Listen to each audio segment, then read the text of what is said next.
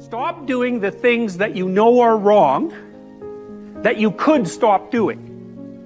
Right? So it's a fairly limited attempt. First of all, we're not going to say that you know what the good is or what the truth is in any ultimate sense. But we will presume that there are things that you're doing that for one reason or another you know are not in your best interests. There's something about them that you just know you should stop. They're kind of self-evident to you. Other things you're going to be doubtful about. You're not going to know which way is up and which way is down. But there are things that you're doing that you know you shouldn't do. Now, some of those you won't stop doing for whatever reason. You don't have the discipline, or maybe there's a secondary payoff, or you don't believe it's necessary, or it's too much of a sacrifice, or you're angry or resentful or afraid. Who knows? So forget about those for now. But there's another subset that you could stop doing. It might be a little thing. Well, that's fine. Stop doing it and see what happens. And what'll happen is your vision will clear a little bit. And then something else will pop up in your field of apprehension that you will also know you should stop doing, and that you could stop doing, because you've strengthened yourself a bit by stopping doing the particular stupid thing that you were doing before. That just puts you together a little bit more. And you could do that repeatedly for an indefinite period of time. And you know, that doesn't necessarily mean that you're going to ever be able to formulate a clear and final picture of what constitutes the truth and the good. But it does mean that you'll be able to continually move away from what's untruth and what's bad. And, you know, that's not a bad start. Sometimes, you know, I can't sleep at night because I'm thinking about something, and usually what I'll do is go write it down. I have some writing to do, so I get up and I go write down what I'm thinking, and that usually does the trick. But because I had been playing with YouTube, I thought, well, I'll try making YouTube video and telling people what I'm thinking about, and see if that performs the same function as writing. And to me, the function of writing, well, it's twofold. One is conceivably to communicate with people, although the fundamental purpose for me is to clarify my thoughts so that I know, because if something is disturbing you, what that means is that it needs to be articulated. It's the emergence of unexplored territory, something that disturbs you. That's the right way to think about it. It's unmapped territory that's manifesting itself. It's like a vista of threat and possibility, and you need to articulate a path through it. And so that's what I was doing. It's like I was thinking, well, this is bothering me, and this seems to be why, and here's what I think is going on, and so I made the videos, and in some sense I didn't think anything more of it. You don't have to necessarily have done anything wrong for things to get completely out of control. It's a terrifying doctrine, but it's not a hopeless doctrine, because it still says that there's a way forward, there's a pathway forward, and the pathway forward is to adopt a mode of being that has some nobility, so that you can tolerate yourself and perhaps even have some respect for yourself as someone who's capable of standing up in the face of that terrible vulnerability and suffering, and that the pathway forward, as far as the existentialists are concerned, is certainly by the avoidance of deceit, particularly in language, but also by the adoption of responsibility for the conditions of existence and some attempt on your part to actually rectify them. And the thing that's so interesting about that is, well, two, as far as I'm concerned, and some of this is from clinical experience, you know, if you take people, and I've told you this, and you expose them voluntarily to things that they are avoiding and are afraid of, you know, that they know they need to overcome in order to meet their goals, their self-defined goals.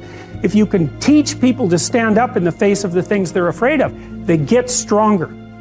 And you don't know what the upper limits to that are, because you might ask yourself, like, if for 10 years, if you didn't avoid doing what you knew you needed to do, by your own definitions, right, within the value structure that you've created, to the degree that you've done that, what would you be like? Well, you know, there are remarkable people who come into the world from time to time, and there are people who do find out over decades-long periods what they could be like if they were who they were, if they spoke their being forward. And they get stronger and stronger and stronger, and we don't know the limits to that. We do not know the limits to that. And so you could say, well, in part, perhaps the reason that you're suffering unbearably can be left at your feet, because you're not everything you could be, and you know it. And of course that's a terrible thing to admit, and it's a terrible thing to consider, but there's real promise in it, right? Because it means that perhaps there's another way that you could look at the world, and another way that you could act in the world, so what it would reflect back to you would be much better than what it reflects back to you now. My experience is with people that we're probably running at about 51% of our capacity. Something, I mean, you can think about this yourselves. I often ask undergraduates how many hours a day you waste, or how many hours a week you waste, and the classic answer is something like 4 to 6 hours a day. You know, inefficient studying, watching things on YouTube that not only do you not want to watch, that you don't even care about, that make you feel horrible about watching after you're done. That's probably 4 hours right there. You know, you think, well, that's 25 hours a week, it's 100 hours a month, that's 2.5 full work weeks, it's half a year of work weeks per year. And if your time is worth $20 an hour, which is a radical underestimate, it's probably more like 50 if you think about it in terms of deferred wages. If you're wasting 20 hours a week, you're wasting $50,000 a year. And you are doing that right now. And it's because you're young, wasting $50,000 a year is a way bigger catastrophe than it would be for me to waste it, because I'm not going to last nearly as long.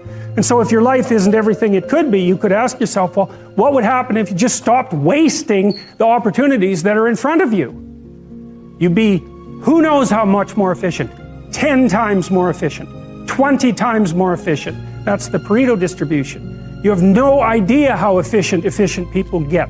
It's off the charts.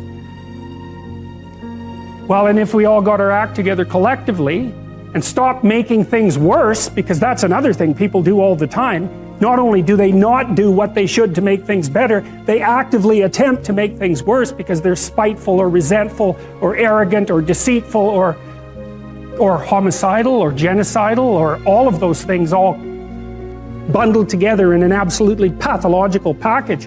If people stopped really, really trying just to make things worse, we have no idea how much better they would get just because of that. So there's this weird dynamic that's part of the existential system of ideas between human vulnerability, social judgment, both of which are major causes of suffering, and the failure of individuals to adopt the responsibility that they know they should adopt. It isn't merely that your fate depends on whether or not you get your act together and to what degree you decide.